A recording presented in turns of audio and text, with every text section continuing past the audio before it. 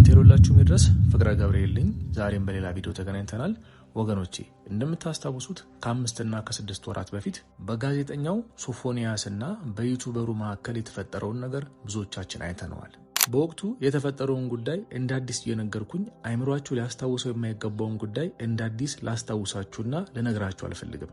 ቢሆንም ግን በወቅቱ የተፈጠረውን ጉዳይ አስመልክቼ የተለያዩ ፕሮግራሞች ከአንድም 2 ፕሮግራሞች ሰርችላችሁ ነበር። በወቅቱ ብዙዎቻችን ያስቆጣን ከሃይማኖታችን ከባህላችንና እንስሳዎች እንኳን በደም ነፍሳቸው ሊያደርጉት የማይችሉትን ነገር እሱ ሰው ሆኖ ማሰብ ማመዛዘንና መረዳት እየቻለ በእንደዚህ አይነት የተጨማለቀ ተግባር ውስጥ መገኘቱ ብቻ ሳይሆን ለዚህ አስከፊና አስቀያሚ ምግባሩ የኢትዮጵያ ኦርቶዶክስ ተዋሕዶ ቤተክርስቲያንን መደበቂያና መሸሸጊያም ስላደረገ ጭምር ነበረ እኔንም ጨምሮ ብዙዎቻችንን እንድንቆጣ ያደረገን። ጋዜጠኛ ሶፎንያስ በወቅቱ ያክፉ የሆነ ምግባሩ ከተጋለጠበት በኋላ ለሚሰራበት የቴሌቪዥን ጣቢያና በፌስቡክ ገጽ ለሚገኙት ፎሎወሮቹና ተከታታዮቹ ረዘም ላለ ጊዜ ራሱን ለማድረቅና የገጠመውን ችግር ለማስተካከል በድጋሚ ወደ ኢትዮጵያ ኦርቶዶክስ ቤተክርስቲያን ገዳም መግባቱን ተናግሮ ነበር። ወገኖቼ አስተውሉ። ይህ ጋዜጠኛ በእንደዚህ አይነት ጉዳይ ከመታወቁና ከመጋለጡ በፊት በእግረኛው ፖድካስት ላይ በቀረበበት ሰዓት ለረጅም ጊዜ ራሱን ለማስተካከልና የገጠሙትን ችግሮች ለማስተካከል ገዳም ገብቶ እንደነበር በተደጋጋሚ ሲናገር ሰምተነዋል። በእነዚህ አይነት አስከፊ ልምምዱ ከተጋለጠና ከታወቀ በኋላ በወቅቱ እኔንም ሆነ ሌሎች እህት ወንድሞቼን ያስቆጣው ጉዳይ ለ3ኛ ጊዜ ወደ ገዳም ልገባ ነው፣ ራሴን ላስተካከል ነው ብሎ ወደ ገዳም ሄጃለሁ። በጾም በጸሎት በሱባኤ ተወስኜ ራሴን ለማስተካከል ለ3ኛ ጊዜ ወስኛለሁ በማለት ለ3ኛ ጊዜ በግሉ ለሚያጠፋው ጥፋትና ለእንዝላልነቱ ቅድስት ቤተክርስቲያንን መደበቂያ ያደረጋት።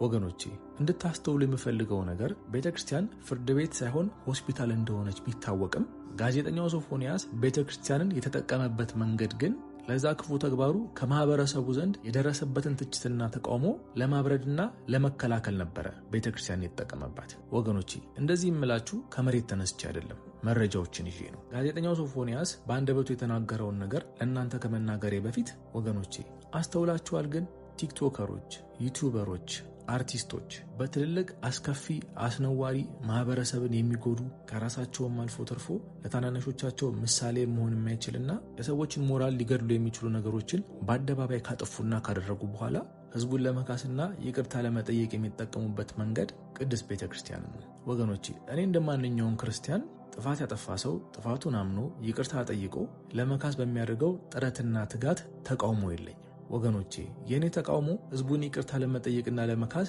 ቤተክርስቲያንን በዛ ልክ የሚጠጓት በቅድስት ቤተክርስቲያን አስተምሮ በባህሏ በትውፊቷ እንዲሁም በእኛ ላይ አድቫንቴጅ ለመያዝ ነው እንጂ አብዛኞቻቸውን አስተውላችኋቸው ከሆነ ይቅርታ የሚጠይቁትና የሚጸጸቱት ከልባቸው አይደለም። ልክ እንደነ ቲጂ አገልግል ሁሉ ጋዜጠኛው ሶፎንያስ ለረጅም ጊዜ ለወራት ከ6 ወር ጊዜ ያለፈ በኢትዮጵያ ኦርቶዶክስ ተዋሕዶ ቤተክርስቲያን ስር ከሚገኙ ገዳማት መካከል በአንደኛው ገዳም በገዳማውያን አባቶች አማካኝነት ማረፊያና መጠለያ ተሰጥቶኝ በጾም በጸሎት በስግደት ተወስኜ ራሴን ሳርቅ ነበረ። አሁን ግን ያ የገዳም ህይወትህ ይበቃል ተብዬ ስራ ለመስራትና ህይወቴን እንዳዲስ ለመቀጠል ወደ ከተማ ተመልሻለሁ። የሚያሳዝነው ነገር በገዳም በቆየሁባቸው ጊዜያቶቼ እንደዛ በሰዶማዊነት ያሰቃየኝ የነበረው ከሰዎች የተላከብኝ መተት እንጂ እኔ ራሴ በግሌ በፈቃዴ አስቤ የማደርገው ጉዳይ አልነበረም።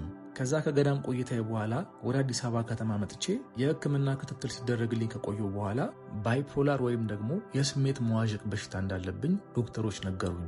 እንደዚህ በማለት ነበረ ወንድማችን ሶፎንያስ ከገዳም ከወጣ በኋላ አሁን ያለበትን ሁኔታ የገለጸው። ወገኖቼ በተለይ ደግሞ የኔ ቻናል ተከታታዮች እኔ የምሰራቸው ቪዲዮዎች አብዛኛው ሀሳባቸው ከመናፍስት ውጊያ ጋር የተያያዘ እንደሆነ ታውቃላችሁ። የጋዜጠኛው ሶፎንያስን ንግግር ተከትሎ አሁንም ቢሆን ጋዜጠኛው በስጋ ደዌና በርኩሳን መናፍስት ውጊያ መሃል ያለው ልዩነት በደንብ አልገባውም። በርኩሳን መናፍስት ተይዤ ነበረ፣ ገዳም ሄጄ ነበረ፣ አባቶች እንደዚህ ብለው ነበረ፣ ርኩስ መንፈስ ተይዞልኝ ነበረ፣ ድኛለሁ ካለ በኋላ የስሜት መዋዠቅ እንደ ስኳር በሽታ የማይድን ባይፖላር የሚባል በሽታም ይዞኛል፣ ለዚህ ሁሉ ችግሮቼ ዋነኛው ተጠቂ ባይፖላር ነው በማለት እንደገና ራሱን አልዳንኩም፣ በዛ በሽታ ውስጥ አሁንም አለው፣ ወደዛ ተግባሬ ተመልሼ የመግባት እድሌ ከፍተኛ ነው የሚል ትርጉም ያላቸው ንግግሮችን እየተናገረ ይገኛል።